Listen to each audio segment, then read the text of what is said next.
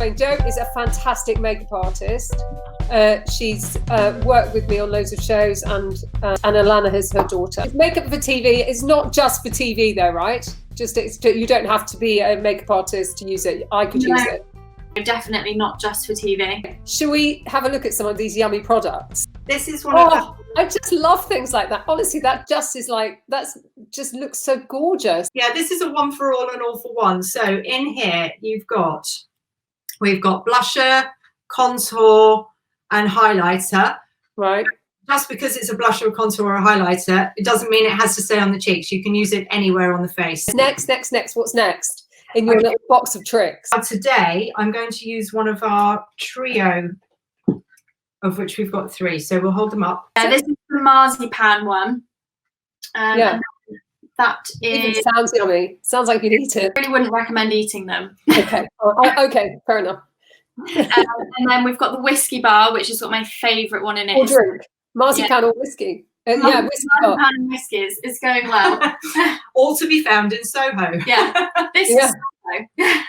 So whiskey and Soho are sparkly, and marzipan is a matte. When I first looked into creating a range, it was for the professional makeup artist.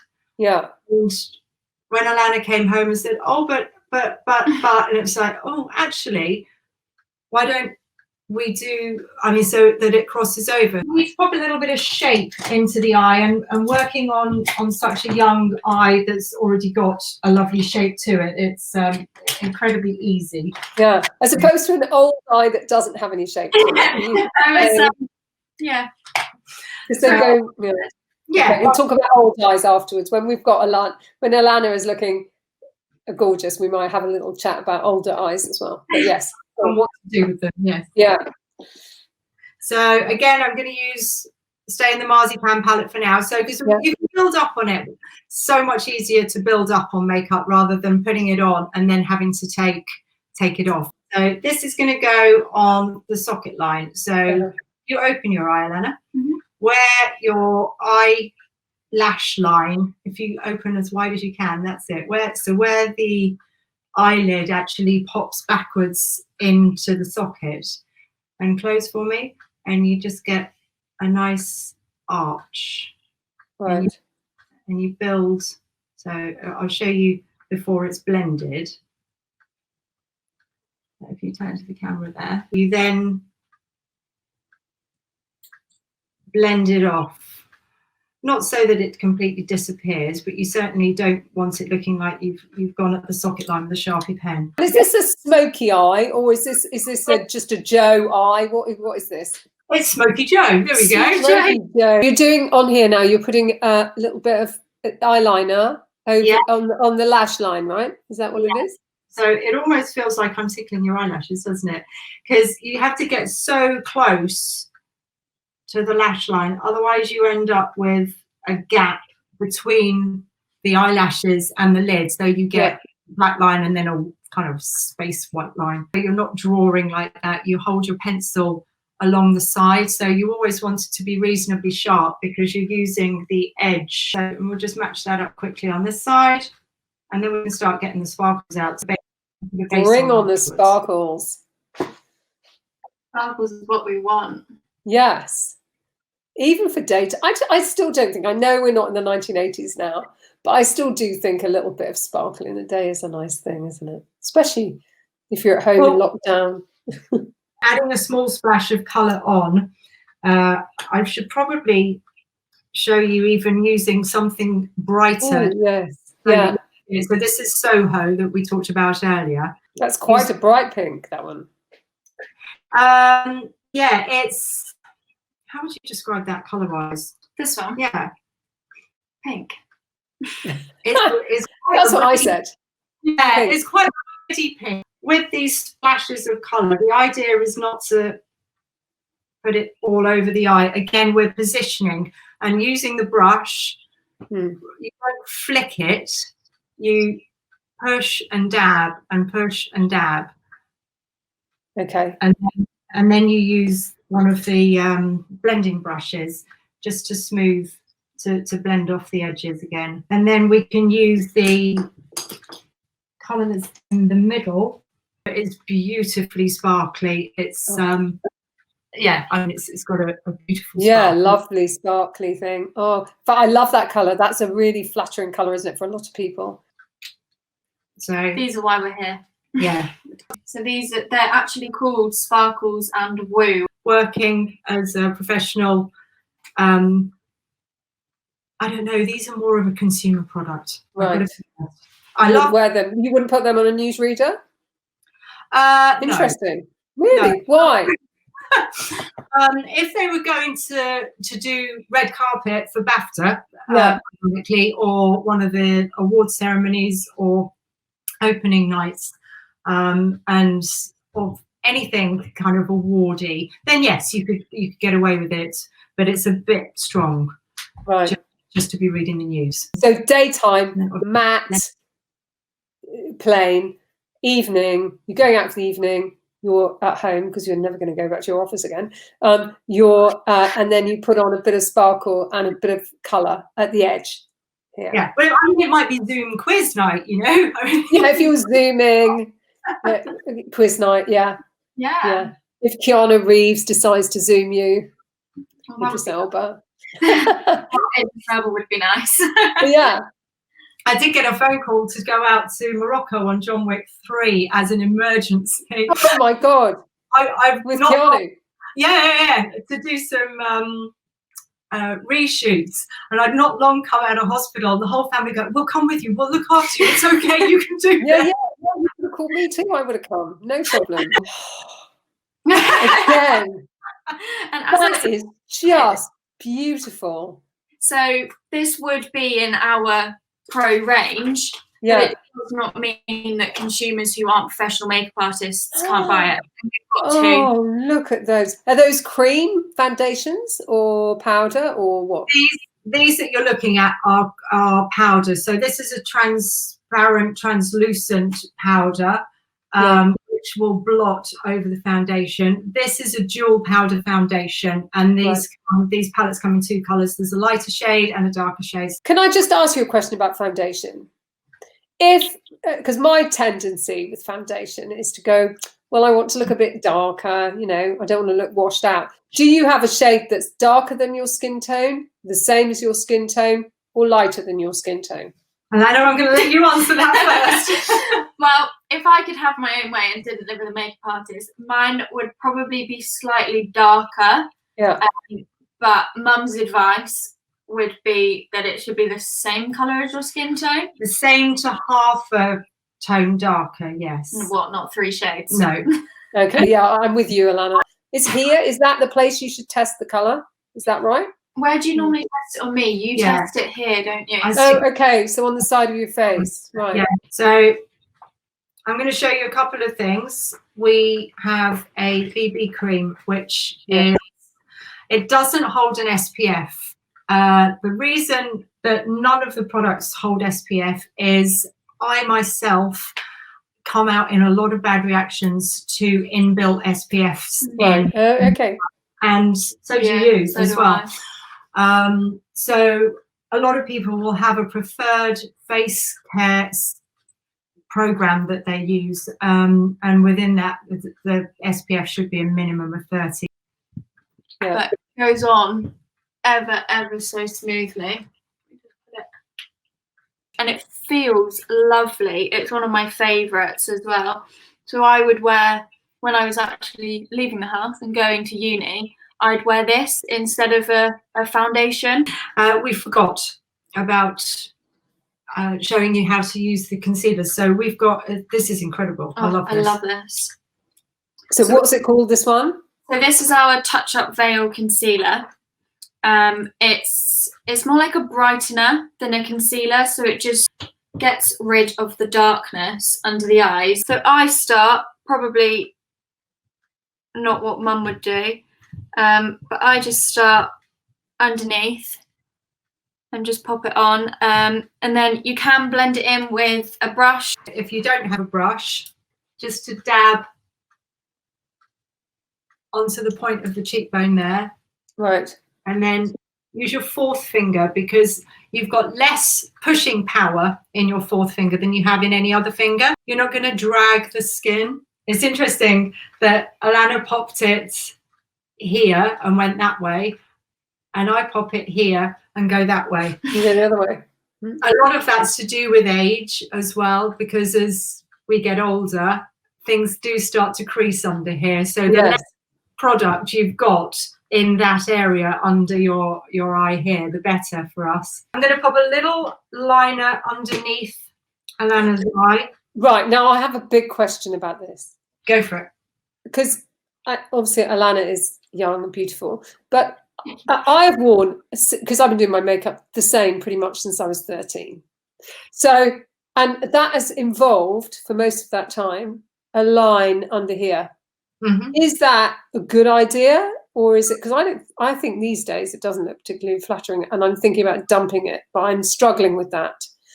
But what are your views on under eyeliner for older people? Pop it on as an eyeshadow rather than putting a pencil line on, or if you do put a pencil line on, then you can draw your pencil line on again right up close to the lash line. Only go halfway across so that you're in line with the pupil of the eye, and then use a brush, which I've just got an angled brush here, and soften the line. And then to up that as a look, you can go back and grab we can go back to Soho. Oh, we're going back to Soho, right? Okay. Soho, it'd be a good time to go back to Soho. It'd be lovely. And pick up the colour that we originally popped as a colour pop on a and just add underneath. I've always gone for like a green or a blue underneath with a bit of black, bit of brown. Is that a bit random, a bit 80s? No, not at all. There's absolutely nothing wrong with the 80s. We knew if we stuck to it long enough, it would come back. Yeah, it's going to come back, I know, but yeah, I don't know if green eyeshadow underneath is the I mean, a beautiful olive green is lovely. Absolutely. That's what I was going for, not bright green, olive green. Yeah, like a kind of dark green. An olive green, if you mixed it with Stiletto from Sparkles and Woo, then you've made it. It can be a nice subtle. Is it a sparkly green you've got there, or yeah? Most of my makeup bag is sparkly. Going back to brows, with our brow palette, you get a brush, spoolie and beautifully fine angled brush. There's lots of rules for putting brows on. When it comes to putting brows on somebody as fair as Alana, don't put them on too strongly. I've never thought eyebrows would make such a difference. Looks fab. Excellent. Right, there we go. Now it's time to make the whole thing orgasmic. Right. This is the orgasmic blusher. It's the only blush we do. One colour suits all. It's peachy colour with pink and gold in it. Now, when you're putting on blusher, and I'm going to get my hair on my face now, do you go like this and then work out where to put it, or do you do, because I read somewhere else that it's the apples of your cheeks, so that you'd smile to work out where to push it. So do you go? Yeah, but those the apples of your cheek don't move. I mean, Alana's got lovely cheek apples, but they don't move whether you're smiling or there. They're actually still in the same place. You still want the same part done. Start here, and then there's your apple, and then go up. So you can take it into the thing, and then if you were going to contour at all, you'd contour underneath where the blush has gone. So just to give you an idea. So you saw me put the blush here, and then to contour to get some like harsh definition in. You can contour under there. You don't need a highlighter with the Orgasmic. It's got its gold inside for us. So again, I'm going round and round on the apple. Oh, right, yeah. So Okay. round and round. Okay, so I go round and round and round and round, and then Yeah, up. and then up. Mhm. So you've just got, if you push on your face and follow your brow bone there, you can feel where it just dips in slightly, and that's where you want to put that's where you get your smile muscles, just underneath there. Yeah, that's it. So I'm just going to pop a You've tiny, got great cheekbones, Lana. Thank you. tiny contour under there, just to bring the cheekbone. Yeah, not that she needs it. They're like, I mean, they're so brilliant. Look at that. That looks fantastic. I'm going to give Alana the mascara now to pop on. We do one mascara. It's black. It's not a plastic brush because I hurt myself with those plastic brushes. And don't you wiggle with a mascara? Isn't it? Isn't there about a bit of like wiggling with it? Yes, Is that right? she's not just brushing it still. She's rolling. I'm gonna roll it. Yeah. And to get to the edge, you kind of go left a bit and up, and that's the wiggle. And the one thing don't do is pump the mascara. When you put your mascara wand back into the mascara tube, just pop it in and take it back out again. You're not going to get more on your brush by Really? doing. I always pump. No, I've pumped my whole life. You were telling me when dry the mascara out. It will be completely dried out, and then we're time for a bit of lip gloss, and off she goes. This is actually a lip lacquer. So lip lacquer, I don't even get what that is. What is a lip lacquer? Like It's a nail lacquer. It's halfway between a gloss and a stick. Okay. So it moves, but it's not as kind of gloopy as a gloss, but it's definitely is not as matte and kind of situational as a stick. So I'm going to give Alana a nice little disposable lip thing to use here. I've been really mean with the amount I put on the back of my hand there. So You're not suggesting she takes it off the back of your hand, are you? No. So I'm giving her Still going a bit random. What's going on? yeah, so Hang on a second.